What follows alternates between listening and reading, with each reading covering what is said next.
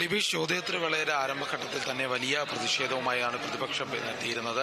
ചോദ്യവേള നടത്താനായി സമ്മതിക്കില്ല എന്നുള്ള രീതിയിൽ തന്നെയായിരുന്നു കാര്യങ്ങൾ നടന്നത്. ചോദ്യോത്തരവേളയിൽ വലിയ ശക്തമായ പ്രതിഷേധമുണ്ടായിരുന്നു. പ്രതിപക്ഷം നടുത്തളത്തിലിറങ്ങി പ്രതിഷേധിക്കുന്ന സാഹചര്യം വരെ ഉണ്ടായിരുന്നു. എന്നാൽ മുഖ്യമന്ത്രി ആദ്യത്തെ ചോദ്യത്തിന് തന്നെ മറുപടി നൽകാൻ തയ്യാറായപ്പോൾ തന്നെ പ്രതിപക്ഷം വലിയ ശക്തമായ എതിർപ്പ് അറിയിച്ചിരുന്നു. മുഖ്യമന്ത്രിക്കെതിരെ പ്ലക്കാർഡുകൾ ഉയർത്തിക്കൊണ്ടായിരുന്നു പ്രതിപക്ഷം പ്രതിഷേധം സംഘടിപ്പിച്ചത്.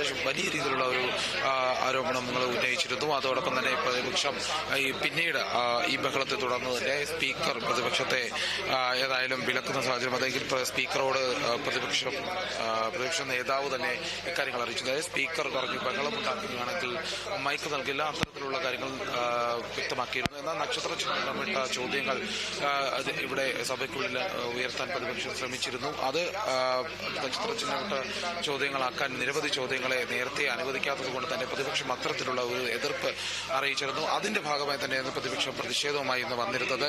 ഏതായാലും ഈ പ്രതിഷേധം ശക്തമായതോടെ തന്നെ സ്പീക്കർ കയർത്ത് സംസാരിക്കുന്ന സാഹചര്യം ഉണ്ടായിരുന്നു. ഇത്തരത്തിലുള്ള സാഹചര്യം പ്രതിപക്ഷ നേതാവ് ആരാണ് ഇങ്ങനെ സംസാരിക്കുന്ന അടക്കമുള്ള കാര്യങ്ങളുണ്ടായിരുന്നു. അതിലെ പ്രതിപക്ഷ നേതാവ് സ്പീക്കറോട് കയർത്ത് സംസാരിക്കുന്ന സാഹചര്യം ഉണ്ടായിരുന്നു.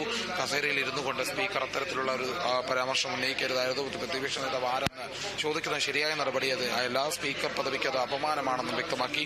ഇത് സ്പീക്കർ കൃത്യമായി സ്പീക്കറിനോടുള്ള ഈ പ്രതിപക്ഷ നേതാവിന്റെ കാര്യത്തെ മന്ത്രി എം ബി രാജേഷും മറുപടി പറഞ്ഞത്. അത് ചെയറിനെതിരെ തുടർച്ചയായ പ്രതിപക്ഷ നേതാവ് അധിക്ഷേപം ഉന്നയിക്കുന്നുവെന്നായിരുന്നു പറഞ്ഞത്. എം ബി രാജേഷ് പറഞ്ഞത് ഏറ്റവും അപക്വമായ പ്രതിപക്ഷ നേതാവാണ് അദ്ദേഹമെന്നും വ്യക്തമാക്കുന്നുണ്ട്. ഏതായാലും മുഖ്യമന്ത്രിയും ഇക്കാര്യത്തിൽ മറുപടി നൽകി.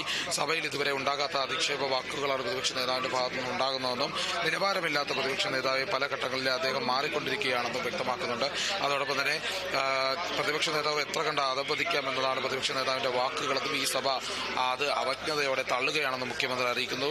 സ്പീക്കർ ഇതിനുശേഷം പ്രത്യേകിച്ചും ഇതിന് മറുപടി പറയുന്നുണ്ട്. അതായത് ഈ ചോദ്യോത്തരവേള ബഹിഷ്കരിച്ച് പ്രതിപക്ഷ നേതാവ് ഇറങ്ങിപ്പോയി. ചോദ്യോത്തരം ബഹിഷ്കരിച്ച പ്രതിപക്ഷത്തോട് സ്പീക്കർ വ്യക്തമാക്കിയത് പ്രതിപക്ഷ നേതാവിൽ നിന്നുണ്ടായ പരാമർശം ദൗർഭാഗ്യകരമാണെന്നും പ്രതിപക്ഷ നേതാവ് പറഞ്ഞിട്ട് പോലും കേൾക്കാത്ത ഒരു അംഗം ബഹളം വെച്ച സാഹചര്യത്തിലാണ് അങ്ങനെ ഒരു ചോദ്യം ഉയർന്നത്. പ്രതിപക്ഷ നേതാവായിരുന്നു ഇതിനെതിരെ ഒരു പരാമർശങ്ങളും സഭയുടെ രേഖകളിൽ ഉണ്ടാകില്ല എന്നും സ്പീക്കർ വ്യക്തമാക്കിയിട്ടുണ്ട്. ഏതായാലും പ്രതിപക്ഷം ഇപ്പോൾ എതിർത്ത് ഈ സഭയിൽ നിന്ന് ഇറങ്ങി പോകുന്ന സാഹചര്യമാണ് ഇപ്പോൾ ഉണ്ടായിരിക്കുന്നത്. വിഷ്ണു, ചോദ്യോത്തരവേളയാണ് പ്രതിപക്ഷം ബഹിഷ്കരിച്ചിരിക്കുന്നത്. ഇനി വരാനിരിക്കുന്നത് ശൂന്യവേളയാണ്. ശൂന്യവേളയിൽ എന്താണ് പ്രതിപക്ഷത്തിന്റെ തന്ത്രം?